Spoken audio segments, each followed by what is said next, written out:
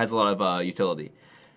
I actually play all three paths for everything, but I believe Ocho plays Scout, and he's leveling his Tamer.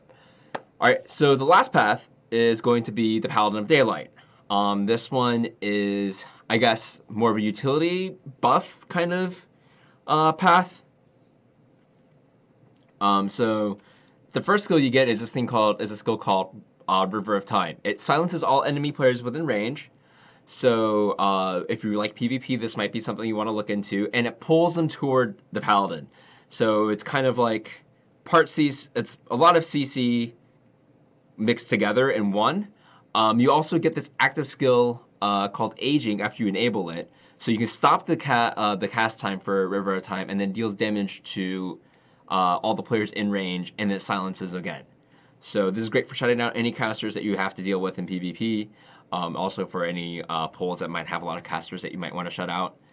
And this simply increases the damage, which is always good. More damage means more killing, which is fun. This is what I like a lot about this path over here, is the Place of Sanctity. When you're within the range of Durance of Truth, you get a damage reduction effect.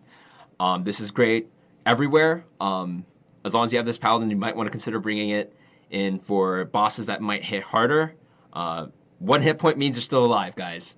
It doesn't matter if you're at 0 hit points, but 1 hit point, that 0.04% might make it. So that's really important. You can also reset your river time cooldowns whenever you use Rampart of Guardians. That's probably something I'm looking at and putting into my skill selection. And then as well as helping people run faster when you have your River of Time out. So if you're not in a zone that's about to get nuked by fire in the boss, pop your River of Time to help your allies get out of there faster. So we're going to go ahead and check this out real quick. Oh, for some reason that didn't activate. There we go. So the new skills we're looking at here are basically River of Time, and then Aging. So River of Time does that, and then when it finishes casting,